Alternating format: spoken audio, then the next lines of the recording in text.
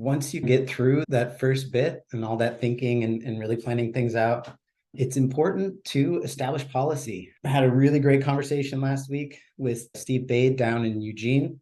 He works with the Toolbox project, and he advises, and I think this is a spectacular idea, getting together an inventory development policy, making sure you have that, posting it online, posting it in your handbook, making sure it's part of training, posting it in your library so people know. So there's a lot of benefits to that.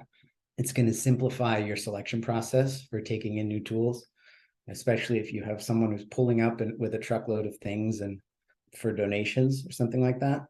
It's going to simplify things a lot and make it easier for your librarians or whoever's receiving those things to answer any questions people have or respond to someone who may feel like you're not making the right decision and not taking their stuff. And then also planning for growth, right sizing your inventory so that it's, again, in line with what you're trying to accomplish.